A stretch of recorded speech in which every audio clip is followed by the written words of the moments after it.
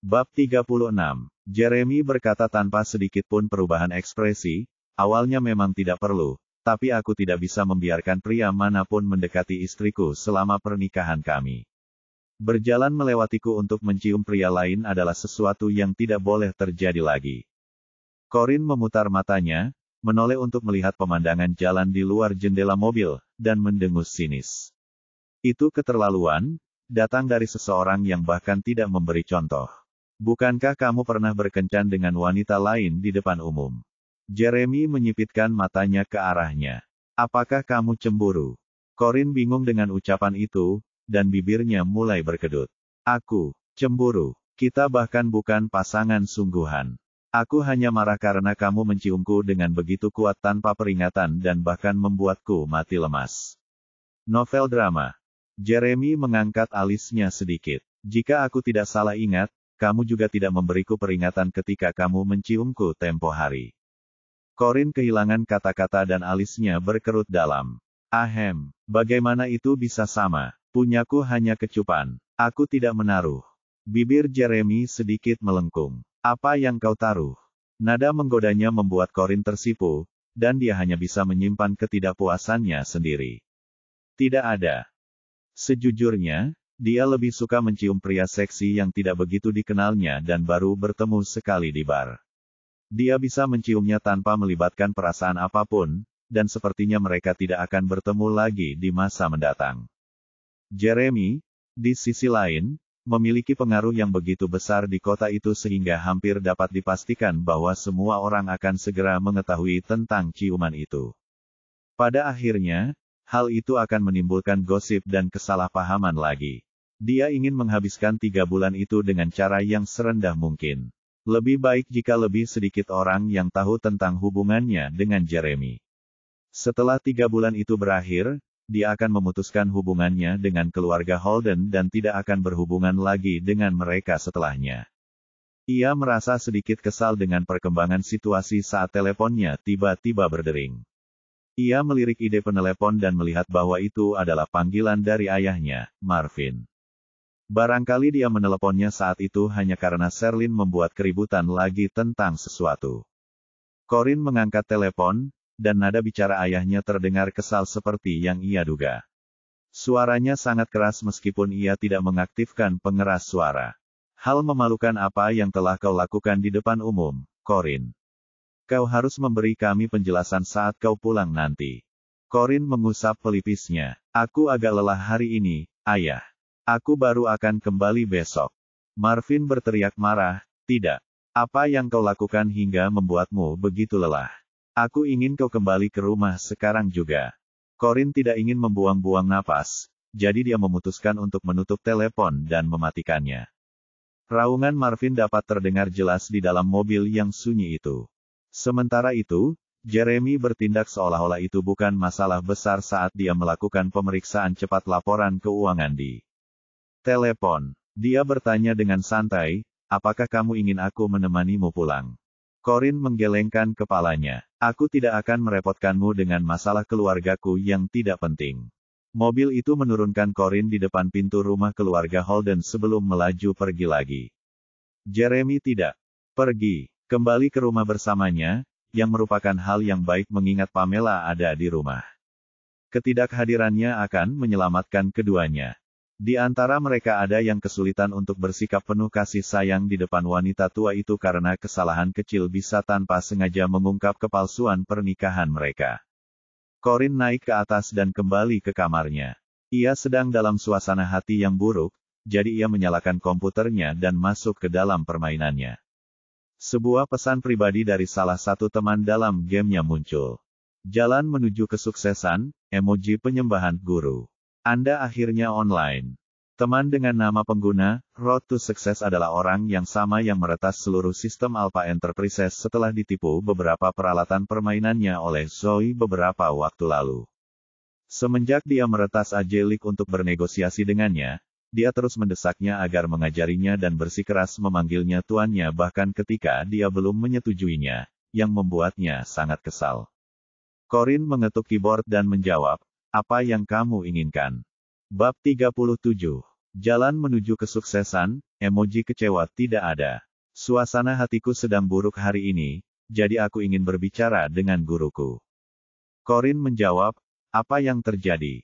Jalan menuju kesuksesan, emoji marah, hari ini aku melihat saingan cinta temanku di snow room, jadi aku ingin membantunya melampiaskan amarahnya.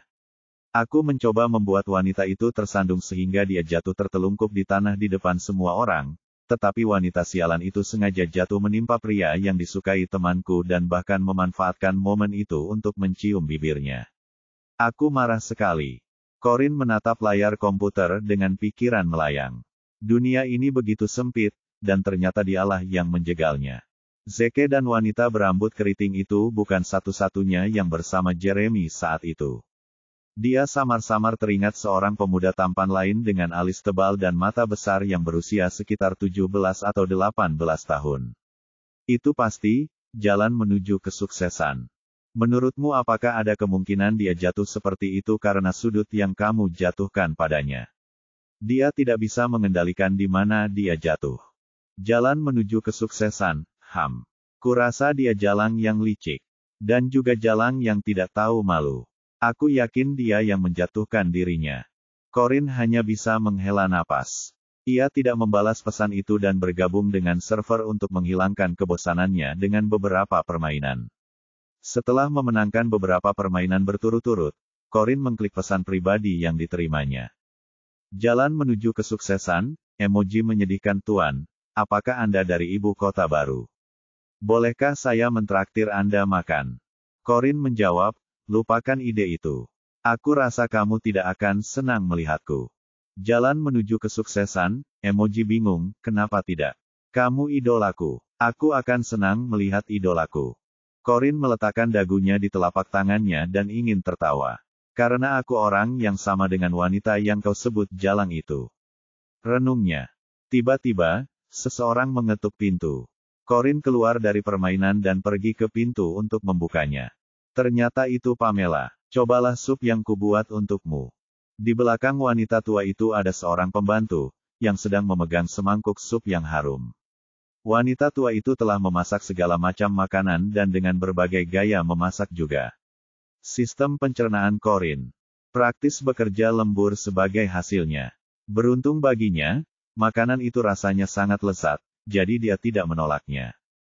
Terima kasih, Nek. Corin membuka pintu lebar-lebar agar nenek itu bisa masuk. Pamela tersenyum hangat dan lembut saat melihat menantunya meminum sup yang dibuatnya.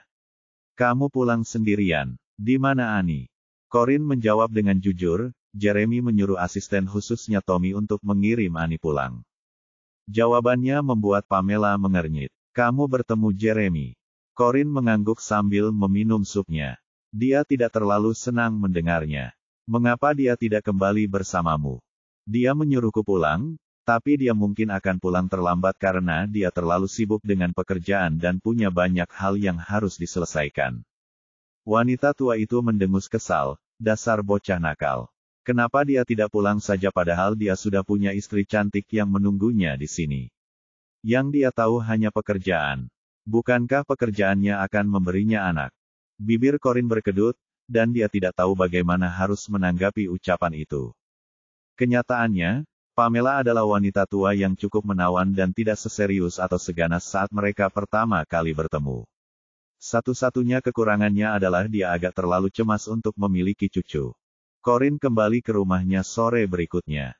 Begitu Marvin melihatnya, dia menjadi sangat marah hingga memecahkan gelas air di tangannya dan berteriak dengan marah, berlututlah sekarang juga, kau wanita tak tahu malu. Bab 38. Corin melangkah melewati pecahan kaca di tanah dan berjalan ke arah Marvin. Ada apa, ayah? Kenapa ayah begitu marah? Sherlyn melipat tangannya saat dia berdiri di satu sisi dan dengan kejam menambahkan bahan bakar ke api. Kamu berani bertanya itu? Kamu seharusnya sadar betul apa yang telah kamu lakukan. Corin melirik Sherlyn dengan pandangan masam. Aku telah melakukan banyak perbuatan baik. Yang mana yang kau maksud? Marvin memasang ekspresi masam saat bertanya dengan marah. Kamu bilang kamu pindah karena kamu mendapat pekerjaan. Pekerjaan macam apa yang kamu lakukan? Corin kehilangan kata-kata karena dia tidak tahu cara terbaik untuk menggambarkan pekerjaan yang sedang dijalaninya. Dia bertanya-tanya pekerjaan apa yang paling tepat untuk menggambarkan, berpura-pura menjadi istri seorang pria yang mendominasi untuk membantunya menenangkan orang tua, dan apakah, aktris atau istri sementara, akan menjadi deskripsi pekerjaan yang lebih baik. Ketika Marvin melihat Corin kesulitan menjawabnya, dia menjadi semakin marah dan berkata, apakah kamu akan terus menyembunyikannya dariku? Bagaimana mungkin kamu, seorang mahasiswa dari universitas ternama, memutuskan untuk bekerja sebagai pelayan bar? Di mana rasa malumu, Corin? Apakah kamu mencoba mempermalukanku hanya karena kamu ingin membuatku marah? Nyonya rumah. Corin mengangkat alisnya. Marvin meletakkan foto di atas meja yang menggambarkan dirinya dan Annie berjalan berdampingan saat mereka keluar dari ruang salju hari sebelumnya. Annie mengecat rambutnya menjadi merah muda karena putus asa setelah patah hati, dan dia berpakaian dengan sangat terbuka. Jumlah alkohol yang sangat banyak yang dia minum membuatnya berjalan sedikit gemetar, dan siapapun yang melihatnya akan dengan mudah mengira dia seorang pelayan bar. Makanya 3 pria kemarin menggodanya di depan umum. Tidak dapat dihindari juga bahwa mereka yang melihat mereka berjalan berdampingan akan merasa bahwa mereka adalah burung yang sama. Bulu. Corin menatap foto itu, melirik Sherlyn, dan berkata, Sherlyn menunjukkan foto ini kepadamu, bukan? Sherlyn tidak merasa malu dan mengangkat dagunya seolah berkata, memangnya kenapa kalau itu aku? Kemudian, ibu tirinya, Liliana, datang dan menyanyikan lagu yang sama. Jangan salahkan adikmu, Corin. Dia hanya melakukan ini dengan harapan agar kamu kembali ke jalan yang benar. Menjadi tuan rumah mungkin menghasilkan uang dengan mudah, tetapi itu pekerjaan yang bejat. Bagaimana mungkin kamu, Corin? Ekspresi patah hati Liliana membuat Corin tersenyum dan berkata, dia ingin aku kembali ke jalan yang benar. Kurasa dia seharusnya mengatakan itu pada dirinya sendiri. Sherlyn menatapnya dengan tidak senang. Apa maksudmu dengan itu, Corin? Aku bukan pelayan bar, jadi aku sudah berada di jalan yang benar. Corin mengabaikannya dan menjelaskan kepada Marvin, gadis berambut merah muda di foto itu adalah kerabat saya. Keluarga pemilik rumah. Dia pergi ke bar untuk minum karena dia patah hati, dan aku pergi ke sana untuk menjemputnya demi pemilik rumahku. Marvin terkejut sejenak dan sedikit skeptis. Apakah kamu mengatakan yang sebenarnya? Corin mengangguk tegas. Ya, Sherlyn tidak mempercayainya sedikit pun dan melangkah maju untuk mencoba dan mengungkapnya. Apakah kamu masih akan berbohong kepada ayah? Ruang salju di toilet hanya untuk anggota senior, dan orang biasa tidak diizinkan untuk masuk. Tidak boleh masuk. Bagaimana mungkin kamu bisa masuk ke sana jika kamu tidak bekerja sebagai pelayan anggur? Bisakah kamu menjelaskannya? Corin menatapnya dan tersenyum tenang. Saya bisa masuk ke sana karena tuan tanah saya adalah salah satu anggota senior mereka. Sherlyn mengerutkan kening dan teringat pernah melihat Corin memasuki rumah besar itu ketika dia mengikutinya tempo hari. Bab 39. Sherlyn tercengang. Pencarian apa yang sedang tren? Bagaimana saya bisa menjadi tren padahal saya bahkan belum menerima pekerjaan apapun akhir-akhir ini. Dan saya ada di puncak daftar itu. Dia tidak pernah berhasil mencapai puncak daftar tren bahkan ketika dia pernah mengalami malfungsi busana sebelumnya. Apa yang terjadi? Perasaan tidak enak muncul di hati Sherlyn, dan dia segera mengeluarkan ponselnya untuk memeriksa apa yang terjadi. Benar saja, namanya melambung ke puncak pencarian, dan judul yang menyertainya adalah, terungkap, pria yang mendukung aktris Sherlyn Carew. Tangan Sherlyn gemetar tak terkendali saat ia mengklik judul berita. Entry tersebut memperlihatkan video beberapa tokoh besar dari kalangan hiburan di sebuah pesta makan malam, dan bahkan ada gif dirinya yang duduk di pangkuan seorang pria botak. Bagaimana foto-foto yang meragukan ini menjadi viral? Siapa yang melakukannya? Siapa yang melancarkan kampanye kotor terhadap saya? Berada di pencarian yang sedang tren berarti semua orang di seluruh dunia dapat melihat perilaku putrinya yang memalukan. Marvin merasa sangat dipermalukan olehnya dan berkata, dasar bodoh tak tahu malu. Lihat saja perilakumu yang tidak senonoh di video itu. Wajah Sherlyn memucat, dan yang bisa dilakukannya hanyalah menggelengkan kepalanya dengan perasaan bersalah untuk menyangkalnya. Ini bukan seperti yang kau pikirkan, aku. Ekspresi jijik muncul di wajah Marvin saat dia memarahinya. Apa lagi yang harus kamu katakan? Kamu duduk tepat di pangkuan lelaki tua itu. Kenapa aku menjadi ayah bagi putri yang tidak tahu malu seperti itu? Sherlyn masih ingin membantah. Tapi, ayah, kita hanya berbicara tentang pekerjaan. Marvin mengambil hiasan bunga yang sudah dipadatkan dari lemari dengan marah, melemparkannya ke wajah Sherlyn, dan membentak, kerja. Apa kamu perlu duduk di pangkuan pria untuk membicarakan pekerjaan? Sherlyn merasa telah mencapai jalan buntu dan ketakutan, tidak bisa berkata apa-apa. Tenang saja, ayah. Aku yakin dia tidak melakukannya dengan sukarela. Corinne menuangkan segelas air hangat untuk Marvin dan membujuknya seperti anak yang baik. Dia hanya berusaha menjadi cukup populer untuk mengharumkan nama keluarga Keru. Orang-orang tua itu menyentuhnya karena dia dipaksa membiarkan mereka melakukannya. Marvin menjadi semakin marah. Membuat nama baik kami. Lebih seperti mempermalukan kami. Dia melakukan sesuatu yang tidak senonoh dan bahkan masuk dalam pencarian yang sedang tren.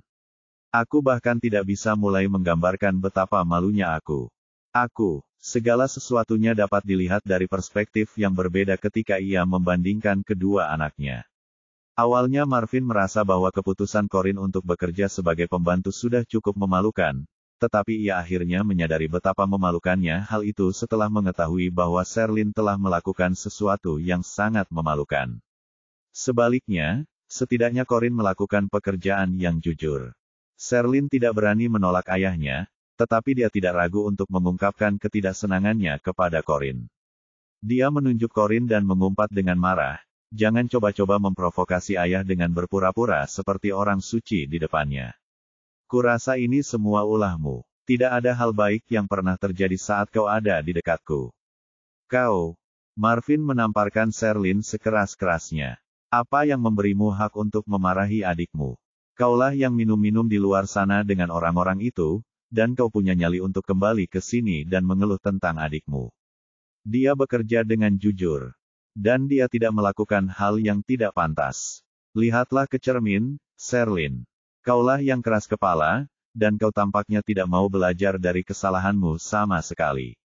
Aku akan memberimu pelajaran yang bagus hari ini, dasar wanita tak tahu malu. Sherlyn menjerit, jatuh ke tanah, dan mulai menangis. Beraninya kau menangis. Marvin murka, dan dia ingin menendangnya lagi karena marah. Liliana melihat putrinya dipukuli dan berlari untuk menghentikan Marvin. Hentikan, Marvin. Berhenti memukul Sherlyn. Dia pasti punya alasan bagus untuk melakukan apa yang dia lakukan. Marvin mencibir jijik. Dan apa alasan bagusnya? Kurasa dia hanya melakukan apapun yang bisa dilakukannya untuk menaiki tangga sosial. Begitukah caramu membesarkan putrimu, Sherlyn? Kalian berdua mempermalukan keluarga Keru. Kalian berdua akan tinggal di rumah dengan patuh mulai sekarang. Tidak seorang pun dari kalian diizinkan keluar. Setidaknya itu akan menyelamatkanku dari rasa malu. Dia tidak ingin melihat wajah mereka dan mendengus dingin sebelum naik ke atas. Liliana buru-buru membantu Sherlyn berdiri dan bertanya dengan sedih, kamu baik-baik saja, Sherlyn? Sherlyn melemparkan dirinya ke pelukan Liliana dan meratap. Bagaimana ini bisa terjadi, Bu? Bagaimana videonya bisa menjadi viral? Aku terlalu malu untuk bertemu siapapun lagi. Bab 40. Liliana menghibur putrinya Sherlyn. Jangan khawatir, Sherlyn. Aku akan menemukan cara untuk membersihkan namamu. Jangan menangis. Corinne berdiri santai di satu sisi sambil menyeringai mengejek, dan dia bahkan tertawa kecil saat melihat Liliana dan Sherlyn yang berantakan. Sherlyn berhenti menangis saat mendengar tawa kecil Corinne. Kerutan muncul di wajahnya, dan dia melotot ke arah Corinne sambil menunjuknya dengan kesal. Itu kamu yang melakukan ini padaku, Corinne. Corinne mengangkat sebelah alisnya dan merentangkan tangannya dengan polos. Bagaimana mungkin seorang pembantu biasa sepertiku mampu melakukan itu padamu? Membayar untuk menjadi berita utama itu mahal, dan aku sama sekali tidak mampu melakukannya. Memang, uang tidak terlibat, hanya keterampilan teknologi tertentu. Sherlyn tetap menatapnya dengan tidak senang. Bahkan jika kamu tidak membayar agar berita itu menjadi berita utama, kamu datang ke sini untuk menambah bahan bakar ke dalam api di depan ayah. Dia tidak akan tahu tentang berita itu jika kamu tidak ada di sini. Corinne mengerutkan kening. Bukankah kamu yang meminta ayah untuk menuntutku pulang? Sherlyn terdiam. Corinne kemudian menambahkan, "Yah, bukan berarti itu penting. Dia sendiri yang akan melihat beritanya meskipun aku tidak kembali hari ini. Saranku, jika kamu tidak ingin ada yang tahu bahwa kamu melakukan semua tindakan memalukan itu, hal terbaik yang dapat kamu lakukan adalah tidak melakukannya sejak awal." Sherlyn sangat marah hingga dia tidak mampu berbicara dengan jelas dan hanya bisa menangis tanpa henti. Liliana tidak tahan melihat putrinya menangis seperti itu dan tidak lagi mempertahankan ekspresi ramah di wajahnya. Dia berkata, "Cukup dengan komentar sarkastismu, Corinne. Apakah kamu pikir kamu lebih baik? Kamu anak brengsek yang hanya bertindak seperti gadis baik di depan ayahmu. Kalian tidak tahu apapun tentangku, tapi aku tahu persis seperti apa kalian dan Sherlyn." Corinne melirik mereka dengan pandangan masam dan tersenyum. "Tahukah kau apa yang sedang terjadi pada kalian berdua sekarang? Karma akan kembali menggigitmu untuk semua kejahatan yang telah kau lakukan," kata Corinne, lalu segera berbalik dan naik ke atas untuk mencari Marvin. Ada beberapa hal yang ingin ia bicarakan dengan ayahnya secara pribadi. Liliana hanya bisa menggertakkan giginya karena marah saat melihat sosok Corinne yang tenang dari belakang. "Beraninya wanita jalang ini mempermalukan kita. Aku akan membuatnya membayarnya di masa depan." Novel drama. Upayanya untuk mengusir Corinne dari rumah Keru tidak pernah berhasil. Meskipun keluarga Keru bukanlah keluarga yang sangat kaya, para leluhur mereka membagi banyak harta warisan di antara mereka, dan hasil sewa dari semua harta warisan itu lebih dari cukup untuk menghidupi keluarga mereka seumur hidup. Namun, Liliana tidak tahan melihat anak haram seperti Corinne mendapatkan bagian dari harta rampasan. Awalnya dia ingin menikahkan Corinne secepatnya agar Corinne bisa mengambil bagian dari harta rampasan itu. Nama belakang suaminya dan kehilangan semua hak untuk mewarisi harta keluarga. Sayangnya, semua rencananya untuk mengajak Corinne pergi kencan buta telah gagal, sehingga menunda kemungkinan menikahi Corinne. Mati. Liliana merasa sudah saatnya ia mencari cara lain untuk menghadapi Corinne sesegera mungkin, karena membiarkannya tetap di dekatnya hanya akan membawa lebih banyak kemalangan bagi mereka. Marvin sedang marah-marah sendirian di ruang belajar ketika seseorang tiba-tiba mengetuk pintu. Ia langsung memarahi mereka, "Keluar." "Ayah, ini aku," terdengar suara lembut Corinne. Kemarahan Marvin sedikit mereda. "Corinne, masuklah." Corinne perlahan mendorong pintu ruang kerja dan masuk sambil membawa sebuah lukisan.